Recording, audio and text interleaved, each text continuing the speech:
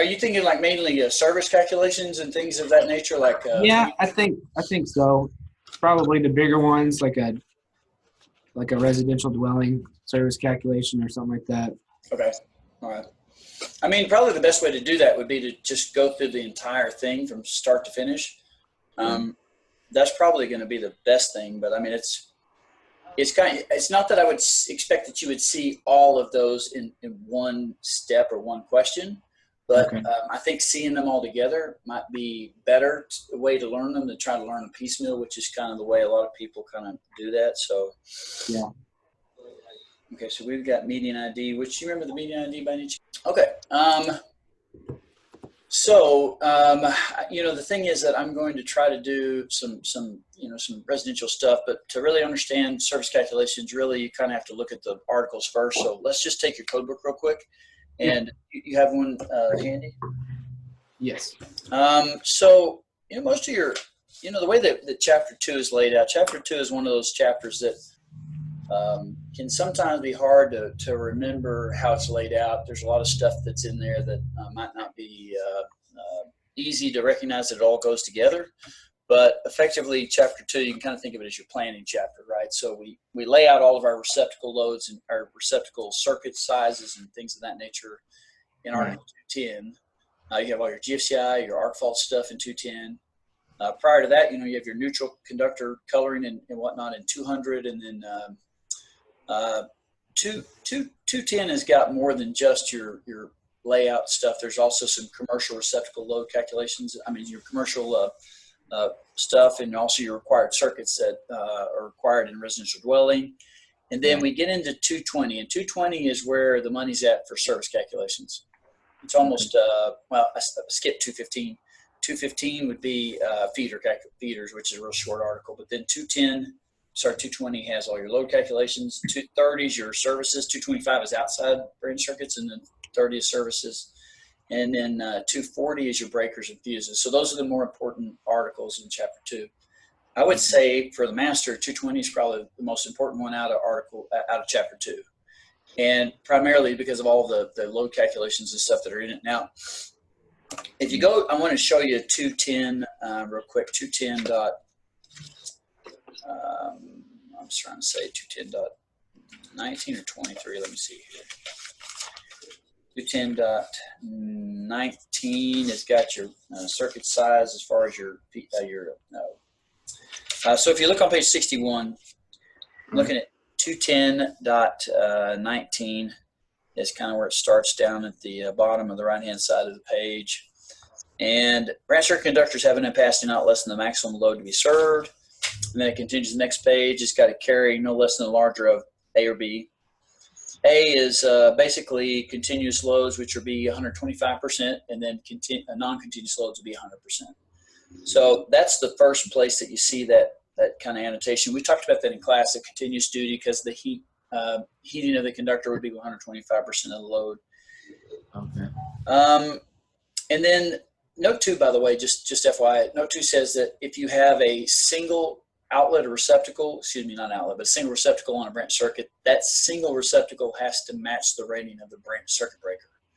So when we say receptacle, remember receptacle means one single place to plug something into your circuit. So a duplex is actually 2 receptacles.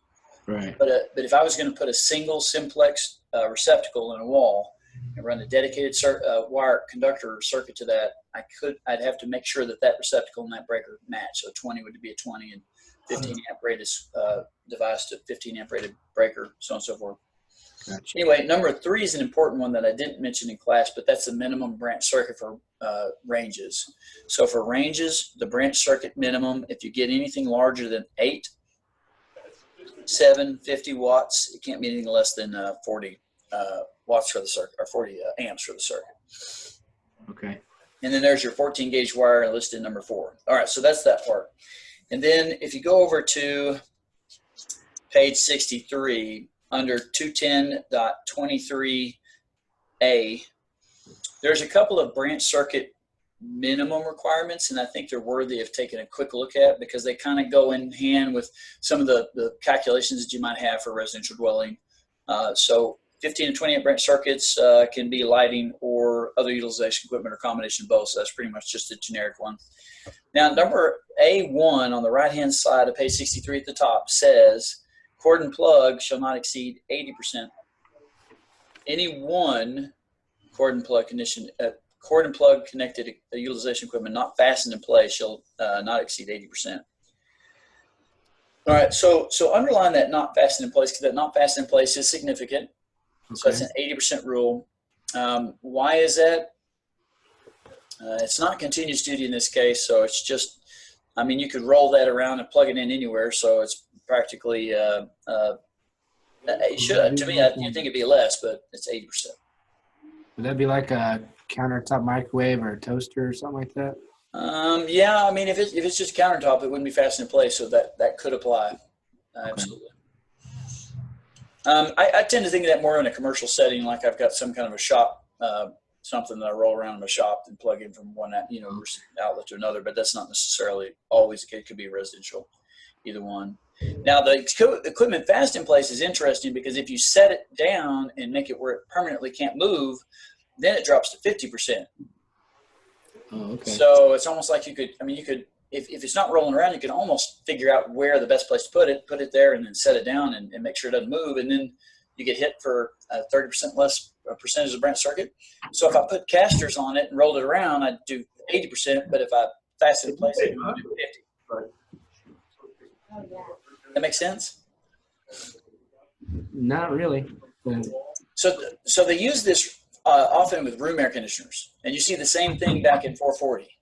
So you're not allowed to exceed 50% of a circuit rating if that circuit serves other loads. Oh, okay. Or has the ability to serve other things. So it's basically at 50% if anything is not, if it's fastened in place and where lighting units or other utilization equipment or both are also supplied. So if I were to put a window unit in a window, plug it into a general purpose receptacle outlet in the living room, then if that was a 20 amp rated branch circuit, 10 amps would be the maximum I could have on that air conditioner. Oh, okay, I get you. All right, and then 30 amp circuits, 80% of the branch circuit rating for any one. So there you can see the 80% again. And then 40 and 50 amp branch circuits tell you that they're allowed to be permitted to supply cooking appliances fastened in place in any occupancy. So there you go for your branch circuits. There's 40 or 50 usually. And then you have, and other than dwelling units, you can use things larger than, or 40 and 50 amps, but anything larger than that would be, under D, which is going to be only non-lighting outlet load. So you couldn't put a lighting load on a 60 amp breaker. It'd have to be a non-lighting load for anything bigger than 50 amps. Right. All right. So that's just some cleanup stuff that I thought was worth talking about. I like the table that's on page 64, just as a reference table. It's a nice branch circuit, just overall table that kind of gives you a lot of data. So just as FYI, I don't really see that being used on the test other than just as a handy reference point to a lot of the rules. So I just thought I'd point that out. Okay, so we're going to go into 220 now, and so forward to page 70.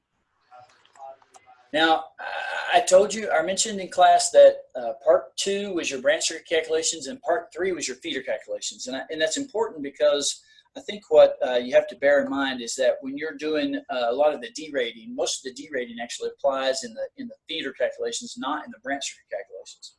So when a question asks you to calculate something, it's very important to pay attention to whether or not they're saying, are you asking me to calculate a branch, or are you asking me to calculate a feeder? Because there could be one more additional step if it's a feeder. So I say that just to kind of remind you, and it says that in that little chart that's over there on page 70, that little diagram where it says part 1, part 2, and so on and so forth. Right. All right. 220.12, which is on the right-hand side of page 70, at the very right-hand side, kind of in the middle of the page there. Basically, for residential dwellings, that last little sentence there kind of applies, and it says, for dwelling units, the calculated floor area shall not include open porches, garages, or unused or unfinished spaces not adaptable for future use. Right. What is future use? What's adaptable for future use? Well, you'd have to refer to like the building code to really get into the definition of that. But I mean, if it's going to be a conditioned space or some space that you're going to close in with walls or some sort of a screening that's semi-impermeable and impermanent, then I would almost say that you'd have to consider that to be habitable space or usable space. So anyway, garages, interestingly enough, which we convert to usable space a lot of times, are not included. But an open porch is also not included. But if I enclose that open porch, then I would have to calculate that or include that square footage. Okay. So that just kind of lays out 212. And then if you look at the table that's down on page 71 on the bottom left-hand side, that's also labeled 220.12. So it's effectively the step one, if you want to look at it that way. I want you to underline it. It says general lighting loads by occupancy, so that's important. It's going to be different for dwelling units. However, for commercial applications, for dwelling units, standard method, optional method, really doesn't matter what I'm calculating. I almost always start with this table first because this will apply for the lighting load no matter what type of occupancy or what type of calculation I'm doing. Okay. And we have, so we have two different ways to calculate residential dwelling theaters or services for residential dwellings. And so the first thing is going to be the standard method.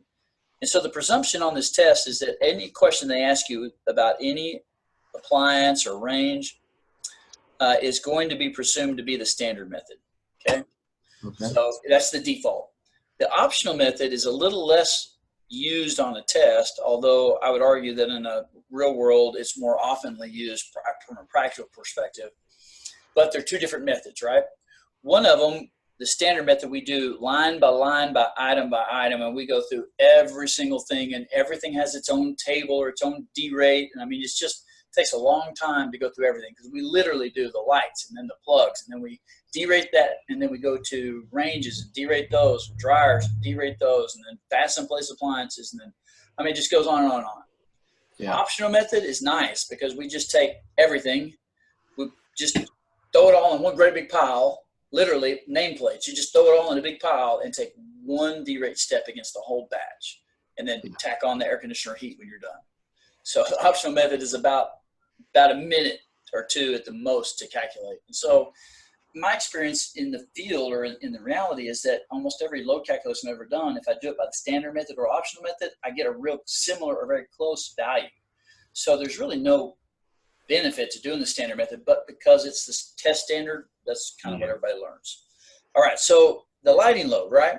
I want you to take your highlighter and I want you to highlight certain ones of these line items because some of these are going to be continuous duty loads. And you want to tag those or flag those so that you remember, because on a test, they're not necessarily going to make a big deal out of the fact that if you've got a commercial lighting load, it should be calculated as continuous duty. They're not going to necessarily tell you to do that, but they're going to expect you to do that because that is a consideration you would have to take in the field or when you're doing your own calculations in reality. Okay. So with your highlighter, I want you to highlight the banks where you see 3.5. Yep. And what this is, that's a VA per square foot for that occupancy. So 3.5 volt amps per square foot for a bank. That would be definitely continuous duty. Barbershops, courtrooms, hospitals, office buildings down there a little bit midway, which is also 3.5. Restaurants, schools, and stores. Okay. So now that's not limited to just those. There are something like, I mean, for example, I specifically didn't say churches or clubs. I mean, somebody could argue that a church or synagogue only stays open for an hour or two of worship and then shuts down. So it's possible, or maybe they have natural lighting, so they just use that for their worship and not something else. But, you know, on a test, for sure, a courtroom is going to be open for at least 3 hours at some point in its existence. So that's going to be inarguably a continuous duty source of lighting. So that's what, and so what you want to do is after you highlight it, just next to that first highlight at the top, just put times 1.25. That way you've got the note, you know, kind of captured. So just right next to the top one, just put times 1.25. And if you want to put a note to yourself that that's continuous duty, you might, just so that it kind of stands out. All right. Can you see my whiteboard on the screen? Okay. Yeah, I can see it pretty well. Okay. All right. So that's kind of the initial stuff. All right. Now dwelling units. Oh, yeah. Whew, that's a relief. Okay, so you got to go through security to get a new one. It's a pain in the butt. It's really not good. So, okay, dwelling units are listed about 7 or so down. You see the little letter A next to the right of it at the end. Yeah. That A is your note that says, hey, this is not the same as everything else that's on this list. So you'll see the same letter next to hotels, I think, if I'm not mistaken. Where's hotels? Yeah, where it says permanent without provisions for cooking by tenants. You see it also has a little letter A. Yep. What that letter does is takes you down the bottom, sends you over to Section J, and Section J says, look, in the case of dwelling units, we are going to include the general purpose receptacles along with the lighting loads. So for residential dwelling, this first step actually has more than just lights. It's got lights and all of the non-specifically required general purpose receptacle outlet loads in the house. Okay? So when we're talking about this 3 volt amps that you see with dwelling units, right? When I do a 3 VA for an office, or excuse me, for a store, for example, that 3 VA is just lights. But for a dwelling, that 3 VA is going to be both lights and plugs. When I say plugs, I only mean just the general purpose ones that are not specifically required. I'm going to put a 15 amp symbol, or I guess 15 amp is like one, like this, isn't it? Where you got the one that goes like that, and one that goes like that, or something. It's the 15 amp symbol. Sure. I've always just had the 2 all the way through. I didn't know there was a difference. There is like some places that, so like if you do 2, that's a duplex. 1 is a simplex, and then I think there's some way to tell you if it's a 20 or 15, but I don't remember what it is off the top of my head. But anyway, so it's lights and the 15. Let's just call them 15 amp rated plugs. The 20 amp rated plugs are going to be done separately as a second step. So step 1 is going to be basically the lights and the plugs that are just the general purpose stuff in the bedroom, hallways, living room areas, those kind of places that are non-specifically listed in the code. All right. So the next thing you do is you look over on the right-hand side, and just a quick note, there are some other things that are on the right-hand side of page 71 that will be specifically for commercial occupancies, but you don't see them very much on residential. So I'm going to kind of pass over E, F, G, and H, but all of those are important in a commercial calculation. Okay. And then in class, I mentioned to you that section I is not for residential. It's only commercial or other than residential. So just make sure you don't ever try to use that for any residential calculation. We do not use 180 volt amps for any residential receptacle calculations. Okay. Right. Okay. All right. And then J just basically says, look, the other 20 amp required circuits as well are allowed to be derated, and I'll show you what that means here in a minute. So we go to page 72. All right. 220.16a is how you deal with additions to an existing installation. And so I've seen that actually come up on the test recently. A says existing dwelling units shall comply with the following as applicable. Number 1, loads for the structural additions for a previously wired which exceeds 500 square feet shall be calculated with 220.12 and 220.14. So basically, you go back and calculate it again all over. And loads for new circuits or extended circuits and previously wired dwelling units should be calculated in accordance with either 220.12 or 14 as applicable. So does that help you? What do you do if it's less than 500 square feet? I don't know. Nothing? Does that mean you get a pass for anything less than 500 square feet? I'm asking. I'm not telling you. I don't really know. No idea. If you're not adding any specific loads to the circuit that are specific appliances or utilization equipment, as far as the lighting receptacle plugs go, I take that anything less than 500 square feet, you don't have to do anything. But that's just the way I've always taken it. I don't think I've ever read that anywhere. Okay. But there was something on a test recently where they were giving somebody some square footage that was like another 1,000 square feet or something. I don't remember what all they gave them. But dot 12 and dot 14 means that you would go back and you would calculate the square footage and add times 3 VA. And if there's any other loads listed, you'd have to add those as well. That's what the 14 does, because the 14 kind of captures a couple other items as far as like your derating, well, your permission to include that with the lighting loads. And then 220.18, which says maximum loads, that's actually a motor instruction. So if you were to have a couple of motor loads in the residential dwelling, you'd have to calculate the biggest one in that list as a factor of an additional 25%. So it would be 125% of the biggest motor load. Now, how do you calculate a motor if they give it to you on a test where they just throw in a 2 horsepower, 115 volt or 120 volt motor? A good note to put to yourself right there on 220.18a at the bottom, just over there to the left of page 72, is see page, and I'm just going to tell you to write this there so that you can kind of have a reference. For motor loads or motor calculations, if you're looking for like the amps or the VA for it, see page 321, and that's going to be your single phase FLC tables. Okay. Gotcha. So, let's say you're doing a load calculation. I'm just going to knock this out real fast because it's real easy. Let's say they told me I had a 3/4 horsepower disposal in the sink, right? And it was 115 volts. Well, most of the stuff I calculate in a service are going to be volt amp calculations or watts. So to convert that to watts, what I would do is go to page 321, and you can just go with me real quick to 321. That's a smaller table on the inside of the page.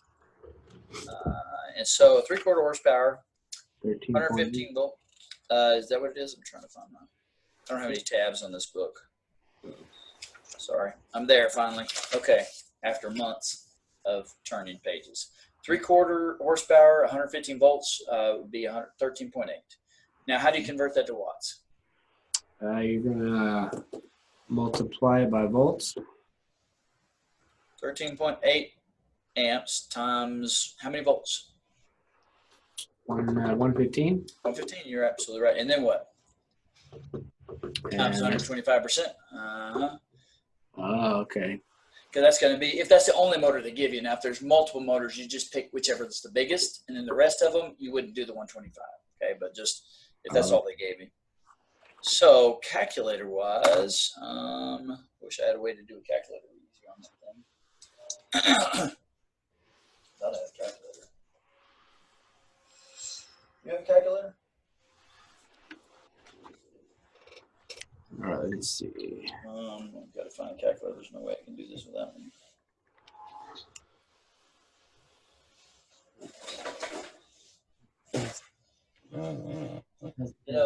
She just asked me if I had a calculator, and I told her, "Oh yeah, I got one."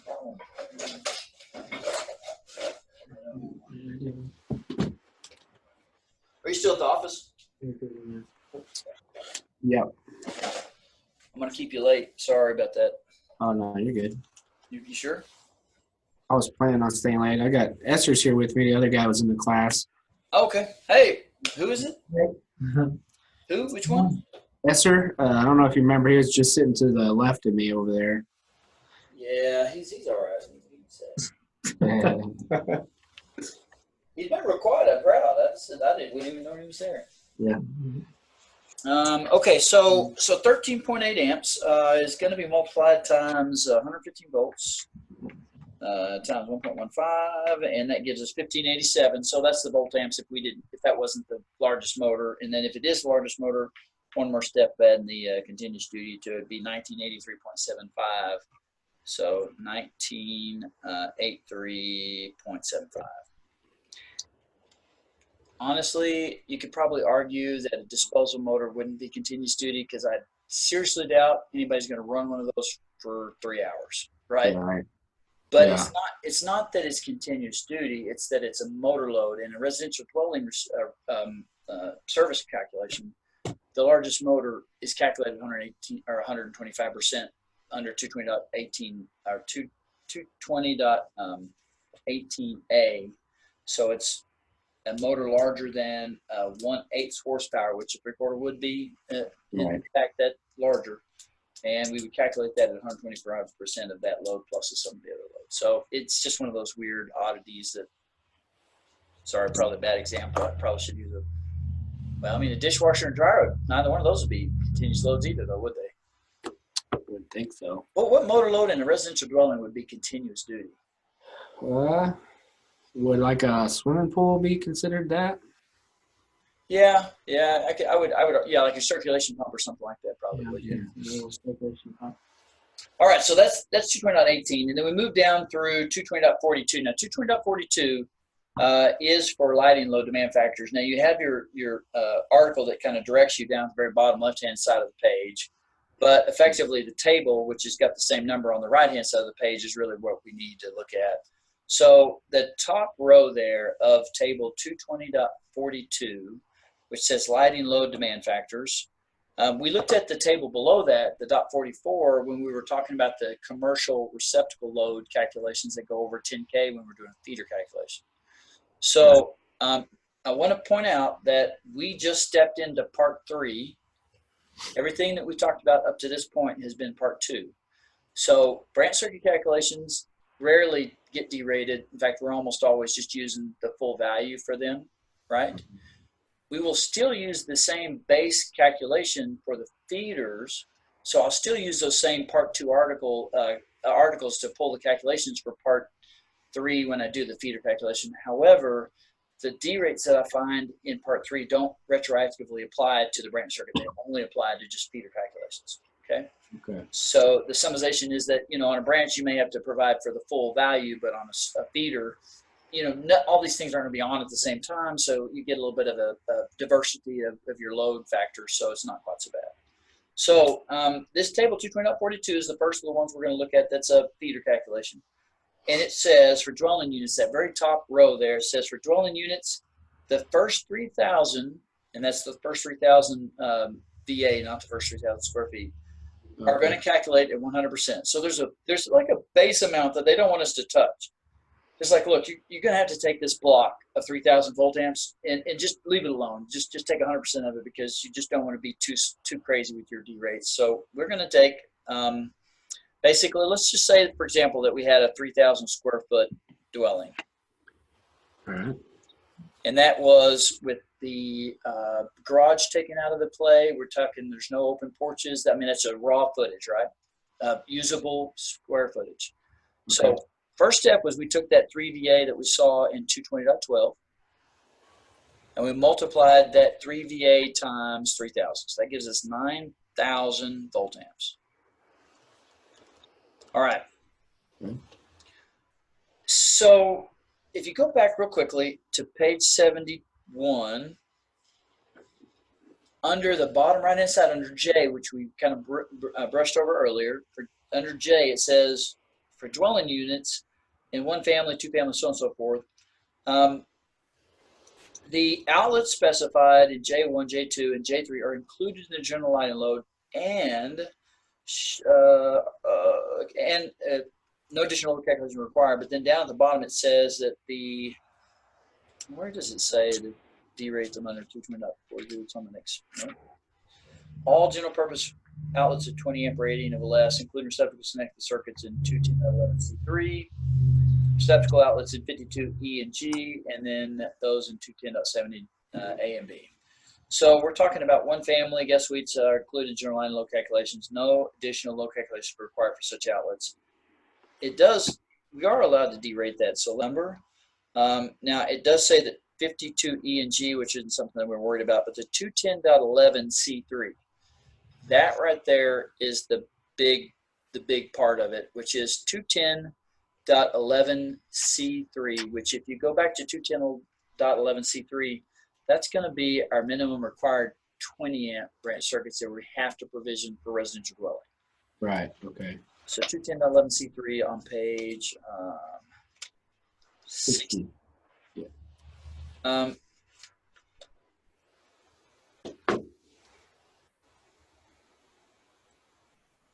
So we have the small appliance circuits, the laundry circuits, the bathroom circuits, and the garage branch circuits. Yeah. So all general use receptacle outlets of 20 amps rating or less, including receptacles connected to the circuits in 210.11C. The receptacle outlets in 210.52 E and G, and lighting outlets specified in 210.70 A and B, which again, I'm just repeating myself. However, the load calculation that we have for those, so again, we're doing feeder calculation example. So if we're talking about load calculation, the circuits are required to be given to us or provided for in 210.11C. However, the load calculations actually happen in 210.52. So if you turn one more page back to where we were at just a minute ago, on page 73, on the left-hand side, you'll see 210.52A and B on the left-hand side. I said 210, 220.52A and Right. B. So 210.11 says, okay, you got to have 2 kitchen, you got to have 1 laundry, you got to have 1 bath at least, and then you also have to have 1 garage circuit. Those are all the 20 amp circuits. But when it comes to load calculations, we only include these 3 in the actual calculations for the feeders. Gotcha. So 210.52A, I think you put 2 are required on your notes the other day under 210.52A. If you didn't, write yourself a note, 2 are, and then on the laundry circuit load, 1 is required under B. Each one of those is calculated at the 1500 VA that it mentions in their respective section. So we have effectively 3 circuits, 2 kitchens and a laundry. Each one of those is calculated at 1500 VA, and those are included in this step with the lighting load. So we have the 3 VA per square foot plus effectively what this does is this gives us 4,500 VA. Yeah. By the way, that 4,500 VA, if I'm doing a true calculation for the service, that 4,500 VA will be there every single time. If it's a mobile home calculation, the same number. If it's our RV calculation, same number they use. Optional method, same number. Standard method, same number. So if it's got a pot, a cot, and a hot, whether it's on wheels or set in stone, it's going to have that 4,500 for the 2 kitchens and the laundry. So it's just part of it. The only time you can exclude any of that number is doing a multifamily calculation where you have a common laundry facility that's accessible to all occupants. Okay. So like an apartment complex, for example. Right. But anything else that doesn't have a common laundry facility will have that 1500 VA. Even if they don't have the space for it, they're still going to get hit for that 1500 VA for the laundry. Okay. Now, when I add these 2 values together, we're going to call that our connected load or our full calculated value. So we're looking at 13,500, right? Right. Now, that's where the D rate in table 220.42 comes into play. And I had to kind of tell you all this because otherwise you wouldn't know how to apply this table. So that's where this table comes into play. And that table then kicks in our D rate. And that's what that first 3,000 VA means. So we're going to take, and stop me if you already know this stuff. Feel free to say, hey, skip past this part and let's go to something different. But the first 3,000 of the number that we just calculated, which is going to be that 13,500, that right there is going to be calculated at 100%. And so I'm going to have to basically take it out of this number, not to subtract it and lose it, but to subtract it and move it out of the way so I can derate what's left over. Okay. Yeah. So I'm going to derate basically the balance after I take that 3,000. It's important though to remember that 3,000 needs to be set somewhere so you don't forget about it. Okay. So we have the 3,000 VA, and then we turn around and we go, okay, 13,500 VA minus the 3,000 that we're required to take 100% of. What's left over then is going to be 10,500 VA, right? Right. That's what line 2 in this table tells you to do next, and that says anything that's from 3,001 all the way to 120,000. By the way, that's a huge house to have 120,000 VA left over after everything else is done. It's going to be calculated at a whopping 35%. Wow. That's huge. Right, exactly. 65% we're just throwing in the trash. So we're keeping just a real small amount of it, but 35% would be multiplied right here at this step. So we'd have 10,500 times 0.35, and that gives us 3675 for that part. Now, don't forget that we have this one up here that we did, the 3,000 VA. And so these 2 then now need to be tied together, so we end up adding the 2 together. So we add 6,675 VA, and that's my total load calculation based on nothing else but just the lights and receptacles that are basically the requirements. And so, in fact, we kind of refer to that as the minimum required circuits or branch circuit or service calculations for a residential dwelling. Okay. You can't force somebody to have electric cooking because they can have gas. Same thing with heat. Same thing with clothes dryers, I mean, all of that could be gas if they wanted to do gas supply or even natural gas, or propane even. But we have to have at least those other ones in there for the minimum load calculations. If the question gives you other loads or other things like a range or air conditioner or heating or anything of that nature, we process each one of those separately. So this first part is kind of like the first minimum required block of steps. Gotcha. All right. Now, it's important that you understand all these pieces because I've seen them throw all kinds of crazy stuff in, just trying to trick you, I think, a little bit to really test how well you know it. So let me go back and just point out a couple of quick things. One is that when we're talking about this stuff, the 13,000 VA that we calculated at the top, I mean, you could almost calculate or consider that to be the branch circuit calculation. That 13,500 volt amps doesn't get derated if we're talking about branch. It only goes through this derating process if I'm doing a service calculation. Okay. And I've seen them kind of play with that a little bit, where they're trying to ask you for like the minimum number of 15 amp required branch circuits in a residential dwelling that has 3,000 square feet, and that's all they give you. Well, I could answer that effectively because as a branch circuit calculation, I'm going to do the 3 VA per square foot, which gave us the 9,000 originally, right?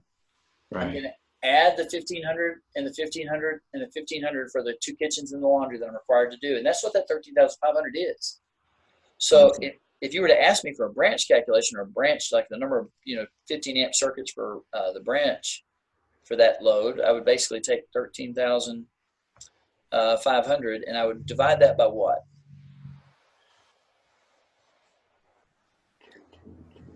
What would I divide that by if I'm trying to calculate the number of branch circuits? The number of 15 amp branch circuits. Would it just be by 15?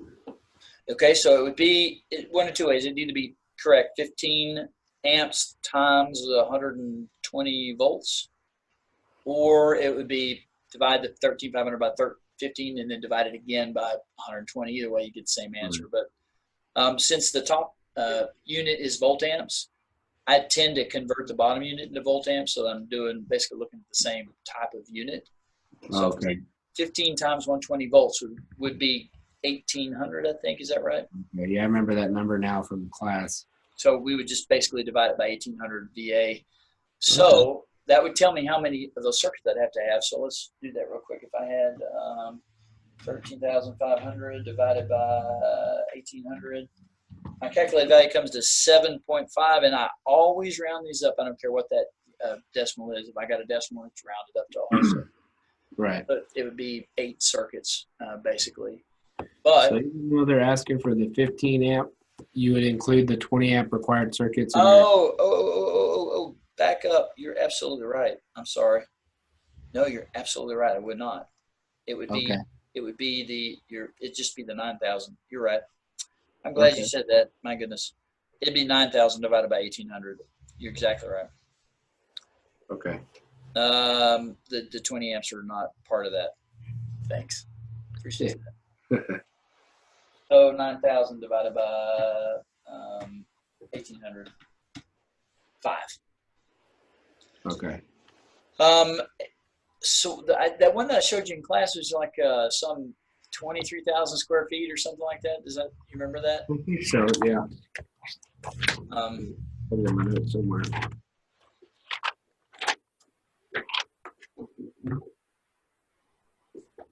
That's the one that I have seen. I'm pretty sure that number is pretty close to what they're using. So yeah, it's 25,117 or something like that. The 25,117 sounds about right. So that's the square footage they're saying. And again, they're asking the same question. So you would multiply times 3, but you would not add the 4,500 VA. Okay.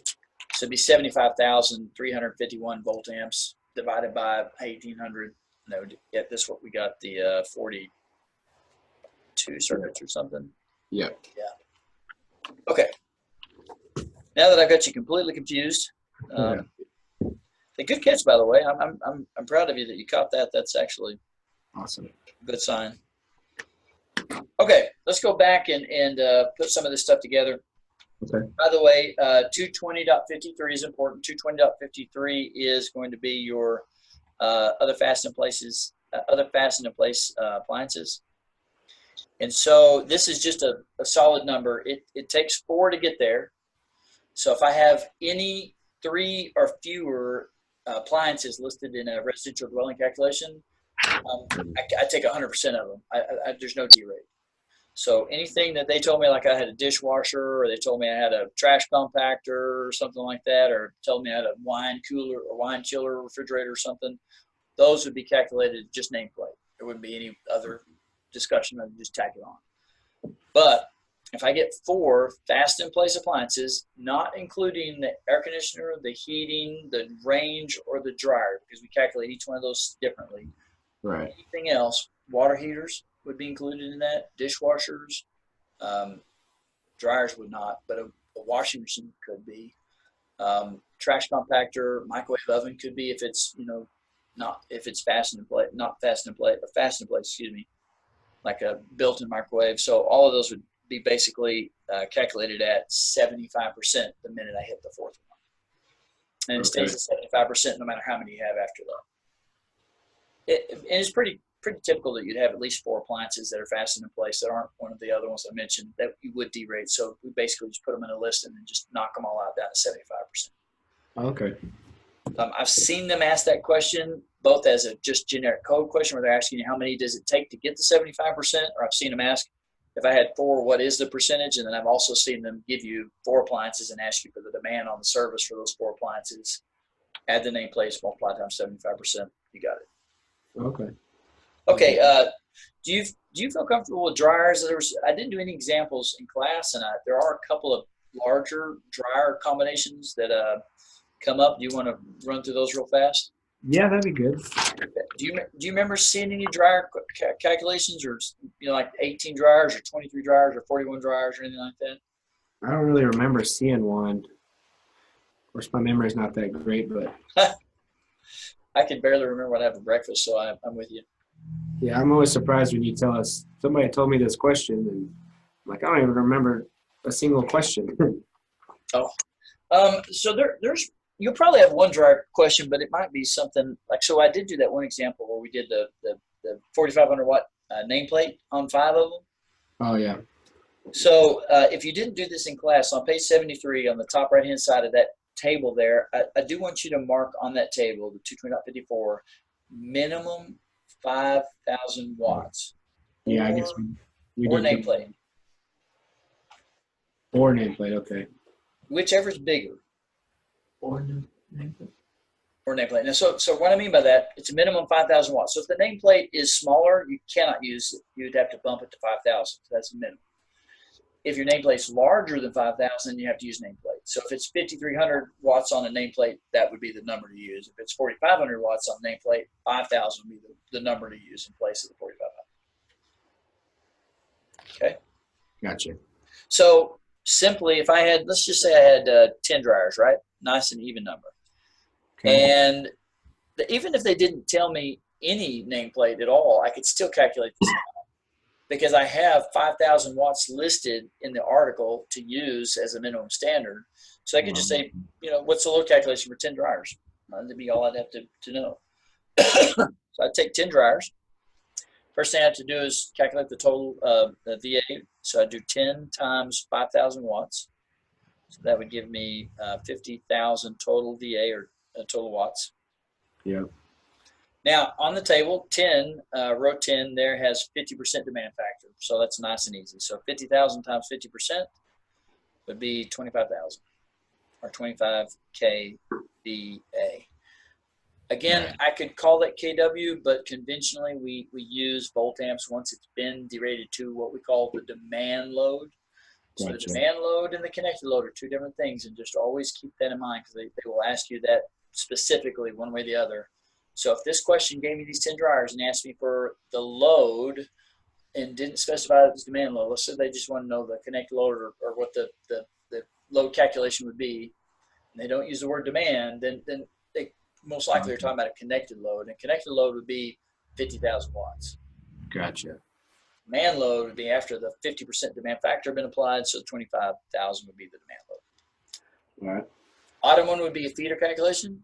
Top one would be a branch circuit calculation if you want to look at it like that. Because Yeah. again, this is part of part 3. All right, so that's that.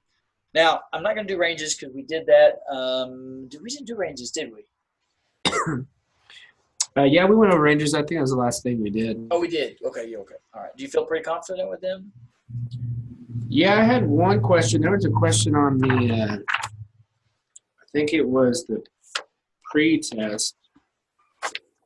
Trying to find it. I wrote down a note to ask you about it. Okay, yeah, it was the minimum permitted size branch circuit overcurrent protection device for a range that was 18,000 watts in a residential application. And Okay, then, now remember, we have a minimum branch circuit rating required of at least 40 amps. So whatever Right. our calculation comes out to be, we can't end up below 40. Now, we can certainly be above 40. We can go all the way to 50, but we can't be below 40 because the range that's anything 8750 watts or larger, we saw that earlier, has to be at least 40 amps. Okay. So, all right. So with the range, that's a nameplate. That's a connected load. It's not a demand factor or a demand load. So we have to get that to a usable number. So we're talking about a branch circuit, right? Note 4 on the table on page 74 says we can use that as a branch circuit calculation, but we have to be on row 1, and we would be if we've got one range, so that's fine. We are going to use note 4. We are going to use this as a branch calculation. So do I take the 18,000 watts and simply divide that by 240 volts? No, because we don't normally size stuff on connected load. So I have to process this thing and get the derating factors applied to it. Now, column C already has a demand factor pre-calculated, but only up to the first 12 kW of that number. So we look at note 1, we look at the, I'm sorry, not note 1, we look at the table and we look at row 1. All the way over in column C, you see a number that says 8. And that 8 is the substitute for the first 12,000 of the nameplate, and that substitution is 8,000 watts. So what we did was we took the first 12 kW out of that nameplate, and we substituted this 8,000 watts just like that. Right. And then the next step is going to be we're going to take the 18,000 watt nameplate. We're going to subtract that 12,000 watts because we need to see how far off that chart we went with this nameplate. So 18,000 minus the 12,000 is going to give us a total of 6,000 watts, right? Right. Now, note 1 at the bottom of the table says, look, you go off the chart 1 kW or a major fraction thereof, you're going to get hit by a 5% penalty increase of this 8,000 watts right here. So each one of these steps that's equal to 500 up to 1,000 watts is going to get a 5% increase. So in this case, it's an even 6, so it's basically 6 times 5%. So that's going to be our total amount of increase. So 6 times 5 is going to give me 30%. Yep. And just to make it easy on myself, I'm going to put a 1 in front of that because that's going to give me 100% of the 8,000 original number plus the additional 30% that I'm tacking on. So that's going to give me 1 step for both pieces. So then the last step is going to finally be to come over here and do this last bracket here, which is going to be the 8,000 watts times the 1.30. Okay. 10.4 or 10,400 is going to be the demand load on the branch circuit, right? We're still not done because they're asking us for a branch circuit rating, right? Like 20 or 40, 50 amp type deal. Yeah. So I'm going to take 10,400, and what would I do with that number for a branch calculation? We're going to, would we divide by the voltage or? Exactly. So I'm going to take the 10,400, I'm going to divide it by 240 volts because that's what residential dwellings would have applied to it. Could be could be 208 volt, but they'd have to tell me that for me to just do that, use that number. But 10,400 divided by 240 would be 43.33 amps. Okay. Would we round that down to 40, up to 45, or up to 50? Would it be? I'm just guessing. I would say up. Up I don't know to why. up to 45. Did they make it 45? Yes, do they? Sure. Reference. So maybe just forget what I just said. All right. Does that make sense? Yeah, so I guess why would we round it up? Just because we know it's pulling 43? You wouldn't want to do it on 40 because it wouldn't function properly, or? So that's a really good question. It falls back to basically 240 dot 240.4b is what I'm trying to say, but it could be. Let me see. It's 240 dot. It's not 4. Yeah, it is 240.4b on page 94, the top left-hand corner. That's really where we're at on it. I mean, there's a couple other articles that also tell you kind of the same thing, but that one says anything less than 800 amps, you're allowed to round up. Oh, okay, I got you. I remember that now. And a portable load is specifically excluded from that, but this is not a portable load, so we're going to round that up. There's also 422.11b that kind of tells us the same thing to some degree, but that's going to be not quite so specific. It's more about the maximum size. 422.11b says household type appliances with surface heating elements having a maximum demand of more than 60 amps, calculated, of course, shall have their power subdivided into 2 more circuits, each of which will be provided with overcurrent protection rated at over 50 amps. So if you go past 50 amps on a branch circuit, then you round those down, because you can't put anything bigger than 50 amps on a branch circuit for residential range. So if you go 66 amps, you would round that back down to 50 amp overcurrent protection device. I got you. Okay, so that's that part. I'm going to go back to the dryers real quick because I want to give you one example because I need a couple of them. Actually, no, before I do that, there's one that I didn't cover in class for the ranges that I hear often enough that's worth just kind of talking about real quickly. What if you had like 35 ranges in a huge apartment complex that you're trying to calculate the feeders for the main service coming in the property? So I'm back on page 74 with the range calculation, range table. Right. So I've got 35 units that each have a range that is sized as we'll call it a 9,500 watt range.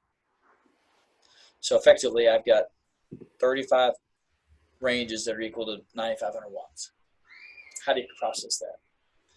So question number one, if it's a service calculation, which it would have to be with 35 units, I'm going to look at where does that 9,500 watt nameplate fall under on the table? Is it an A, a B, or a C column? C. C. Yeah. So because it's over 8750 effectively, so it's going to be a column C. Now in column C, if I go down to 35, row 35, where I've got 35 units, it's actually 26 through 40 in column C. So anything bigger than 26. Right. Number-wise, not bigger, in number 26 all the way to 40, we're going to lump all those together. And over there in a column C, it's basically you get a set amount that you always have to get just because you're there. And then for every range listed in the question, 1,000 watts added to that number. So that 15 kVA that you're looking at there, that's a 15,000 watt hit you get automatically just for being there. Yeah. And then if there's 35 ranges, each and every range gets an additional 1,000 watts tacked onto that 15,000. Gotcha. Some guys get a little confused and they try to take the 15 from the 35 and just do the 20 that's left over, something like that. That's not, it's got nothing to do with it. If there's 35 ranges, I add 35,000 watts to that 15,000 watts because each one of them is 1,000 watts. Okay. So those two then add together to be 50,000 total watts, or VA. Yeah. Okay. All right. And that makes sense because if you look at row 20, we have let's see, row 15. So if I have 15 units, I have 30,000 as a demand load. Yeah. And then if I go to 25 units, which is another increment of 10, I have what for a demand load? 40. And then I had 10 more units, which is another increment of 10. What would I have for my demand load? 50. So it goes 30, 40, 50, you had 10 units, you get another 10K. I mean, it kind of makes sense, right? Yeah. That kind of also means that basically every demand load in column C just goes up by 1,000 watts, basically on the small, after you get past 21, they all go up by 1,000 watts for one more range. So it's kind of an easy thing to remember once you kind of get that and realize that there's some patterns in this table. Okay, let's go back to the dryers. I wanted to kind of give you a couple examples of those real quick. I've seen some questions that have dryers that were like 41 dryers or like 20 dryers in them. So let me just real quickly explain those two weird little sub rows down at the bottom of 220.54 really quick. Okay. Page 73. So am I going too fast? No, you're good. Dryers, let's say that I had 23. Let's try that first example. What this table did was they got lazy. I don't know how else to describe it. They basically said, okay, we got tired of writing after 11. And we're just going to say, look, everyone you add after 11, it's just going to be 1% less than where you left off with that whole 47%. So in other words, instead of writing 12 is 46 and 13 is 45 and 14 would be 40. Yeah, anyway, you get the point. It's just basically every dryer that you add past 11 all the way to 23, just simply subtract 1 more % from that 47 that you see on the row 11 where we left off at 47. Basically, that's where that row starts. So I would take 23 dryers. I would look at how many dryers past that initial 11 is that, because that first block is what that 47 comes out to be. So I'm going to take the 11, Right. which is the 47%. And I'm going to subtract that from 23, and that gives me 12, right? Yeah. Each one of these 12 additional dryers is going to be 1% from that 47%. So I take 47% minus the 12. That gives me 35 VA, or 35%. Yeah. Now, is that weird that then the 24th dryer, which is where the next row starts, says 35% minus? You see how that worked? So all we're doing is just carrying this table down. They just got tired of repeating off, so they just consolidated and said, okay, here for these, you just take 1% off. Now, if you have more than that, let's say you had 41 dryers, right? And I don't ask me why I'm using pink as my color to write in. It's not a preference. 41 dryers, right? That puts us in that second to the bottom column, and that is 0.5%. Now we left that first example just a minute ago at a number that was 35%. And that 35% was where we left 23 dryers, right? Right. So that's where this row is. It's 24 dryers on up is going to be the 35%, and then 0.5% subtracted for anything that goes past 23. So 41 dryers. Right. Subtract 23 from that number. It gives you 18. Yep. Each one of these 18 is going to be 0.5% subtracted. So 18 times 0.5 is what? Let's see, that would my 2's are 9. Yep. And now remember, what we're calculating is a percentage, right? We're having to calculate our own demand factor. So that 9% is subtracted from the 35% that we left row 23 at. So 35 minus 9% would give you 26%.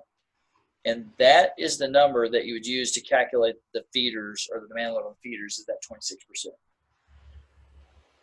Gotcha.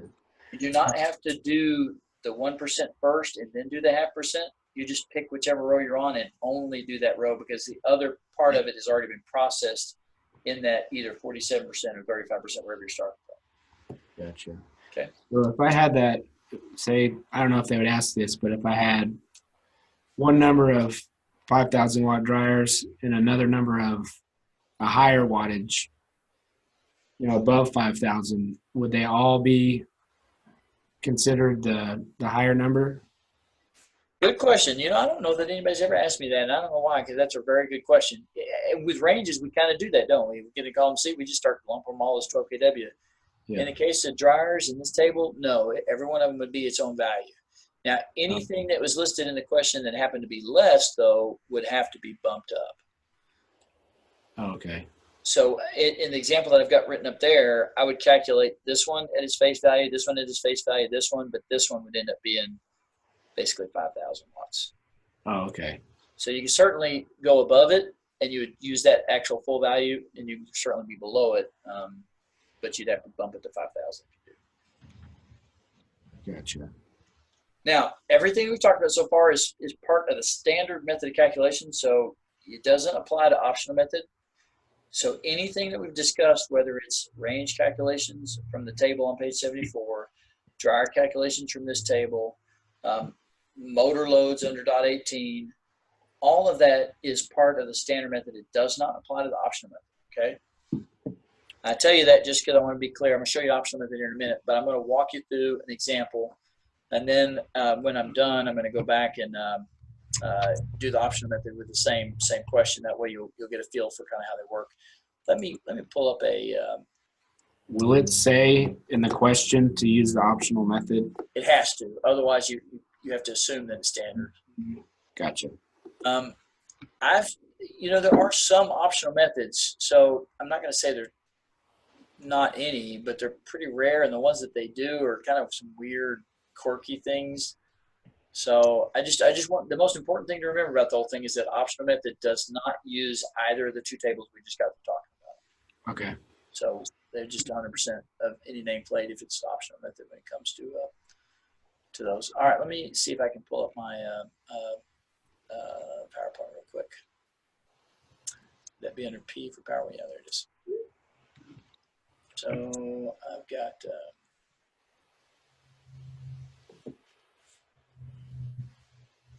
Let me open this real fast, and then I'll just cut and paste out of there because I've got some good ones there that I don't have to hand wrap. But I'll get you started while I'm trying to pull this open. Let's say that you had a residential dwelling, single family. Sometimes they just say dwelling unit, so that's fine. So residential or just dwelling unit, either one would be fine. So dwelling unit. Yeah. We've got 4,500 square feet. And we've got a 12,000 watt range. And we've got a 4,500 watt dryer. Using what you've learned so far, calculate the service for those loads based off of what you've learned so far. Okay.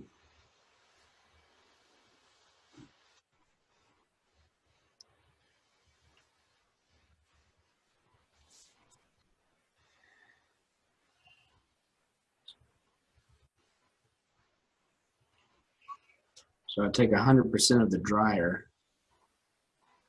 but it'd be 5,000. Okay, I would agree with that.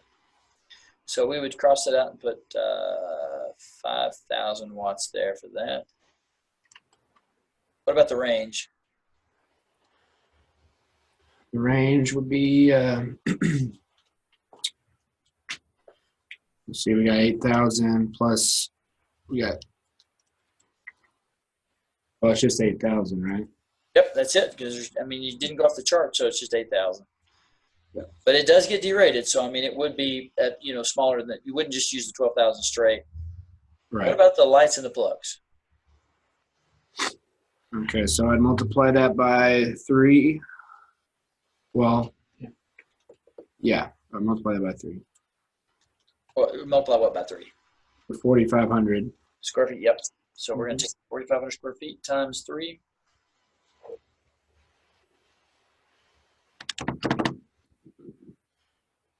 $13,500. 13,500. Thank you. Yep. And then we would add the 4,500. Oh, I'm so glad you said that. I'm so glad that is good. You're correct. There's hope for you yet, young man. That's going to give me 18,000, I believe. Is that it? Did we just add the 8,000, the 5,000 to the 18,000 and call it a day? I'm going to say no. Otherwise, I wouldn't have asked that. What else? My brain's got to get here. Let's see, what would we do?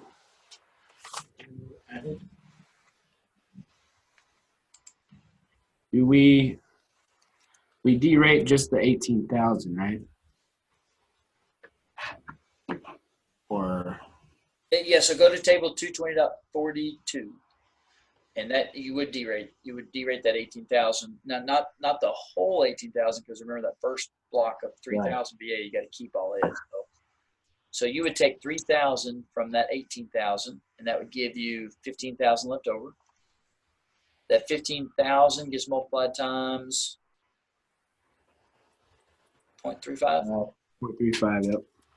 And then that would be 15,000 times 0.35, 5250. So we end up at the end of the day, let me just erase some of this so I've got some room to write. I feel like I'm writing on a boogie board. So we end up with, after all that's been said and done, 8,000 watts for the range, right? Yep. We end up with 5,000 watts for the dryer. Is that what that was? The dryer was 5,000? And Yes. then we have the 3,000 watts that we took from the equation on the D rate originally for the lighting load. And then we have the balance left over of the 35%, and that was 5250. So all of those then become my load calculation for that dwelling unit. Now, that being said, what would be the total of that, and what size service would we put on that residential calculation? Next step would be to convert that to a service size. And assuming that there's no air conditioning loads, there's no heater loads. Now, let me stop real quick before we do this math.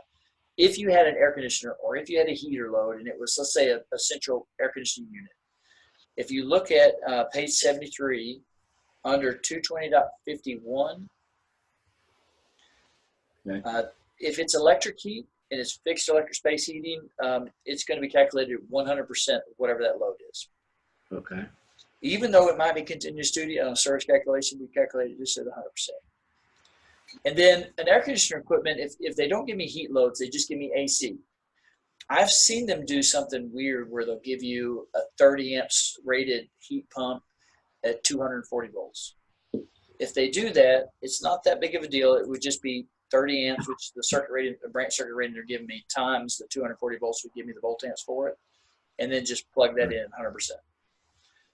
If they gave me both heating and air conditioning together in the same question, 220.60 on the right-hand side of page 73 would apply. And that is basically a non-coincident load. Just means they don't operate at the same time. So that central heating air conditioning unit, one or the other is going to be on. It's usually the electric heat is going to be the larger of the loads if you have that happen. So I finally got it to download, and then when I went to open it, I didn't type in the right password. So then it just it's going to download it again. It took me forever to download it. Put the wrong password in. Okay. You were going to tell me what the total service size on this was. Okay. So we add all that up together. 21,250. And then 21,250 is what I got. And then what do we do? I don't remember now. So that's volt amps, and we're looking for amps. So to get amps from a volt amp, I got to take volts out, right? Right. It would be.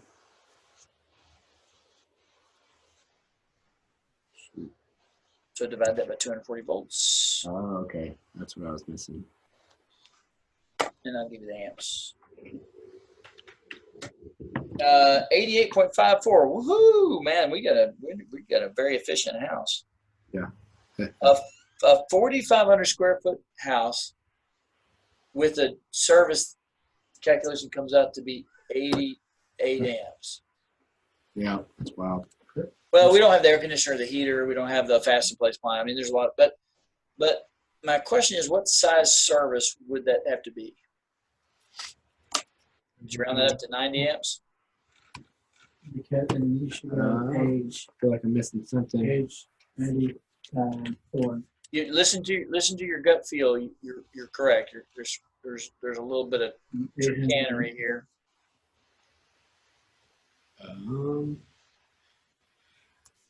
Right? Yeah, I feel like we're going to round up.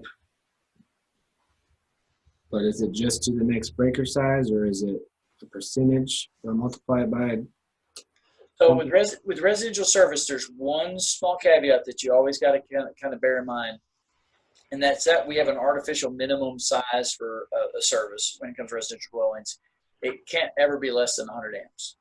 Oh, I mean, you can find it a couple places in your code book, but the most common place that I usually refer to it is on 230.79, which is on page 90.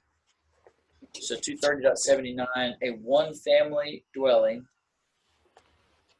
cannot have a disconnecting means smaller or less than 100 amps. okay. Now, a multifamily dwelling is not a one-family dwelling, so a multifamily dwelling can have a 60 amp service. Okay. But a single-family dwelling has to have 100 amp minimum. Now, duplex, what would a duplex be? 100 or 60 minimum standard? 100 or 60? 60? 60 would be right, because it's not a one-family dwelling, right? But one-family dwellings have to have 100 amps. So that 88 amps would round up to minimum service size, next service size, or in this case, at least 100 amps. What size feeder would you put on there? Let's see. 400 amps on the service. I want to say What number. size feeder? Remember, this is residential service, by the way. Yeah. I want to say number 4 just because I think that's what it is. But Just from memory, you're probably right. But where would you find it in your code book, I guess? Or what's the steps to size of the service feeders? So you can go to page 150, but page 150 is really mainly, let's call it commercial feeders, right? right. With residential feeders, we have that special table, Okay. page 800, was it? Oh, that's right. That's the one that they took out in the 2014 edition, and finally, after a lot of crying and screaming, we got it back. So, Okay. So yeah, number 4. Guys on page 116. So we should. Where's a good place to make that note to go to page 800? We may have already done that. So I put it on page 149 because that's where the article 310.15b7, which goes where residential feeders goes. However, it might not be a bad idea for you to put it on page 150 because you could be that you'd be calculating out a range or a residential dwelling and go to page 150 to get an ampacity, and it might be better to put it there just to trigger your vision. Okay. So I maybe try that, page 150. Yeah. All right. All right, so you can see the slides now, I guess. Kind of something occurred over here. The screen's smaller, and I can switch between you and. How's that? Is that better? Yeah. Huh? Yeah. Okay, let's work our way through that. See what you can come up with that. See what you can come. I'm gonna let you work this one out. I'm gonna give you a minute to kind of process it out. Just go step by step, piece by piece, and then finally you're asking for an aluminum conductor for that service. Oh, okay. I'm gonna take a 5-second.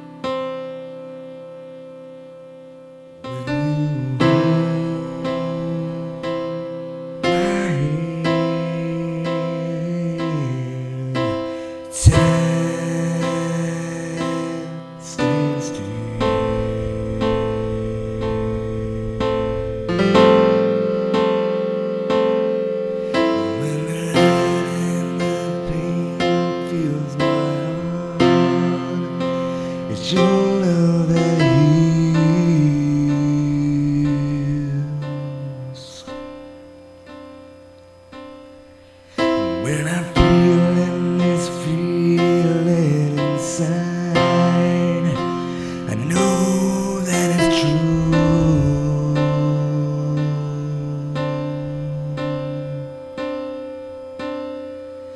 That every single beat of my heart is beating for you.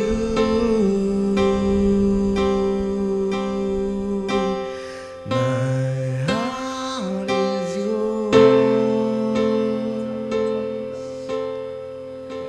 and my love is too. I have to subtract the wattage that's And I love you with how do we get the 12 again? all. Oh, because Yes. Okay, guys, how was that? Pretty easy. Well, I tried to holler at you, but I think you're on a slideshow or something. Oh my gosh, you're kidding me. So you So- said, did you answer all of these? We started to go on the second one when it changed, and then by the time we got somewhere, it changed again. So Sorry. it's all right. Which one were we on? The 40s. Yeah, that's the one. Let me just. So yeah, I had automatic settings. You only had. Well, you had 8 minutes. Well, it wasn't enough. That wasn't it. Okay. So where did you get with it, or what were you? Not very far. So I multiplied the square footage by 3 to start.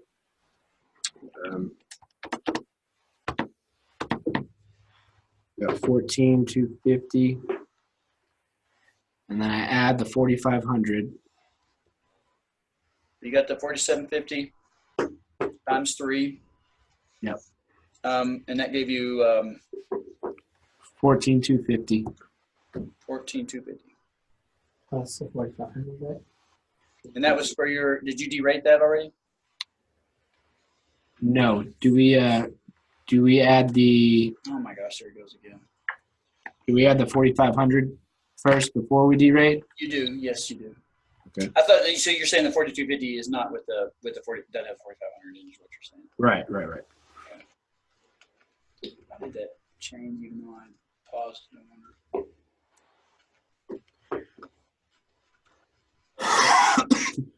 All right, so we got the 18,750, and then we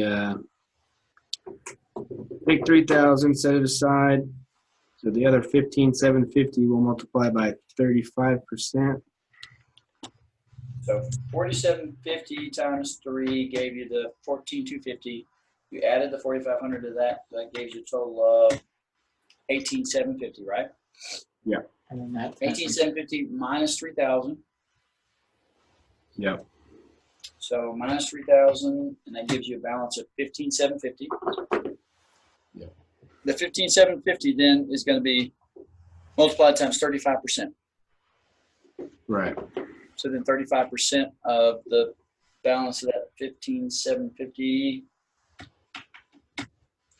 5512.5, and then we'll turn around and add the 3,000 that we took out back into it. So 5512.5 plus 3,000. So for the lighting and jump purpose receptacle and the 20 amp required circuits, we have a total of 8512.5. Yeah. Okay, and then just next is going to be whatever's next in the question. Okay. Yeah. I mean, typically I like to do ranges and dryers and then kind of work my way through, but however it's listed is fine. It doesn't matter what order. Okay. 18,500 watt range. That's a big one. Okay. So we take 12 away. Now wait, before we get started, remember it's anything that's KW or major fraction thereof. So an 18,500 Oh, okay. round up to 19. So that's a Gotcha. 19,000 KW range. Now do your 12,000 thing. Okay. So 12,000. So it's 7 times 0.05. We'll multiply 8 by 1.35.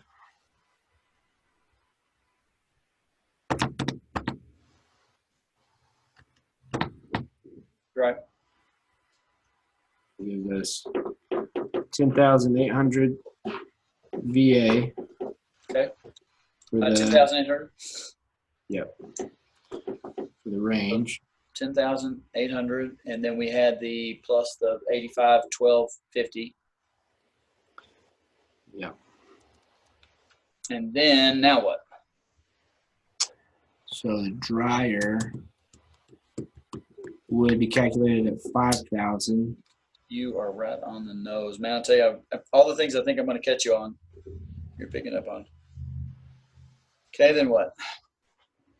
Let's skip the AC and the heating load for a second. What about that water heater? What do you do with it?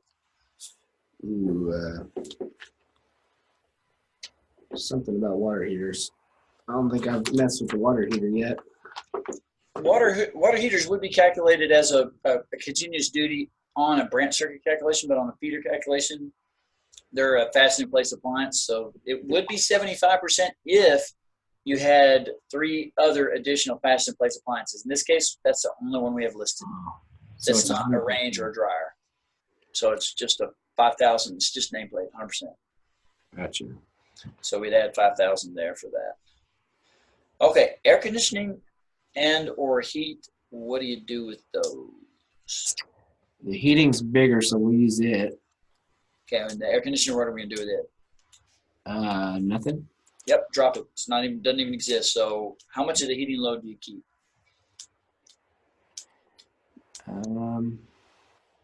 Shoot. 220.51 or 50. Sorry. What is that? 220. Okay, it's 100%.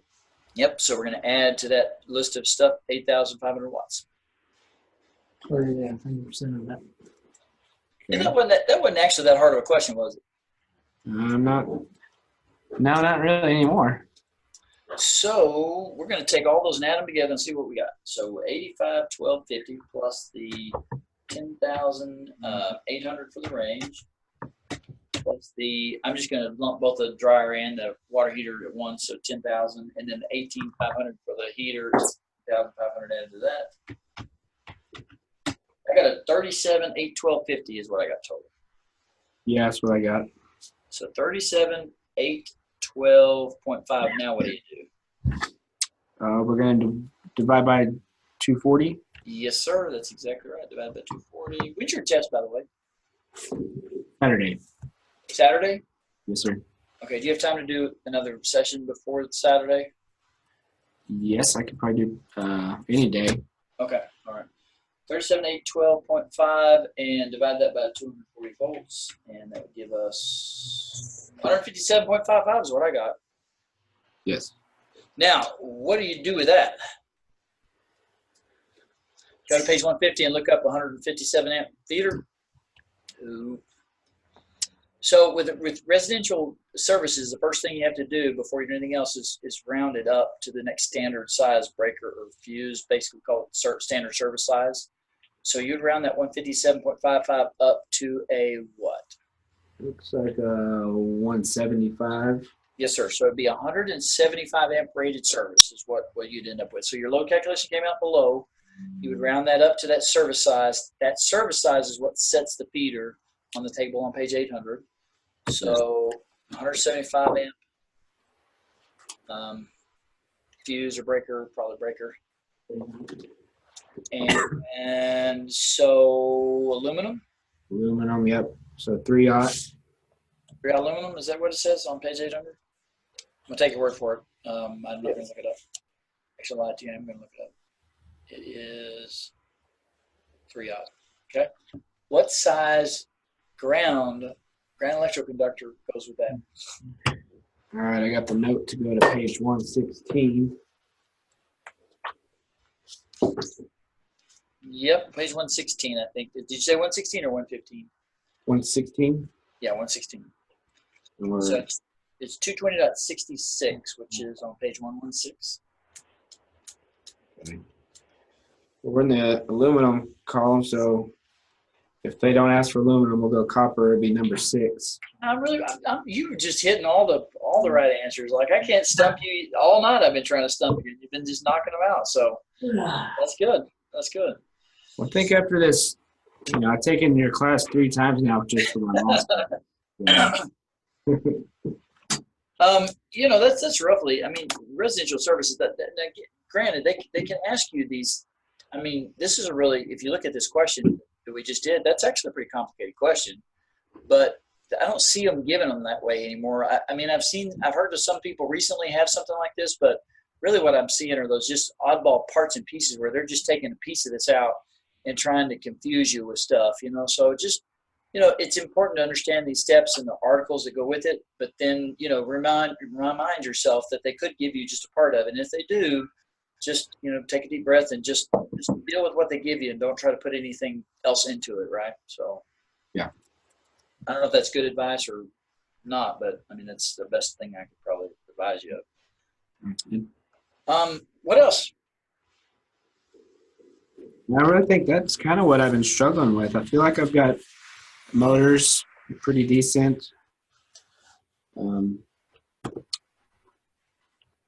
We did Yeah. the kitchen, commercial kitchen at the end of the day, I think, right? So you got that one example from that .88 table. Yeah, did we do the? It's like an 892 kVA service or something. I don't remember that one. That was the very first question on that third handout, test exam handout that she passed out. Let's see.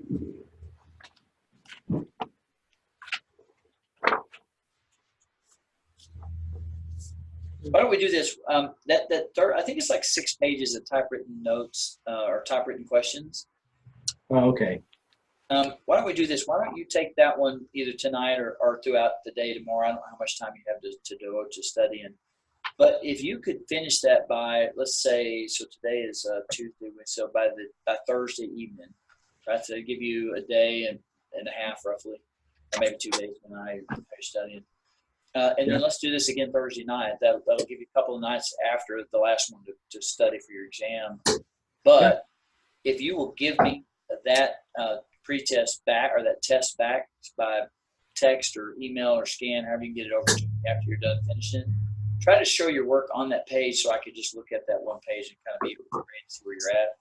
But if you can't, put it on another page and just reference the numbers to it. And then let me look at that if you can get that to me before Thursday night so I can kind of see where you're at with stuff.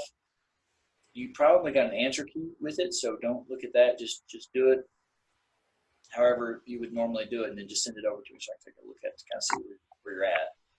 Is it the one you have labeled Master Exam Pre or Master? Is that got the blue? Is that got the blue stripe on it? Yeah. So it's not that one. It's the other just plain like 6 pages. Say 1 through. I can't remember how many questions are on it. Oh, and it's typed. Is it typed? It looks kind of like it's typed up. Yeah, I think so. There's 40 questions on it. Yeah, I don't remember how many, but that sounds about right. So those are all fairly recent master type questions. So if you can kind of work your way through those will help me at least know kind of how you stand on those particular kind of calculations.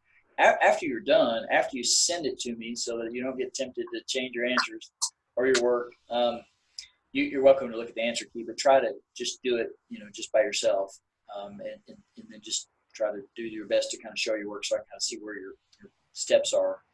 And then we'll do this again Thursday night. Okay. Yeah, sounds great. Okay. Well, I enjoyed it. You guys have a good evening. All right. Thank you, sir. See if I can figure out how to turn this thing off now. Just quit now. Right.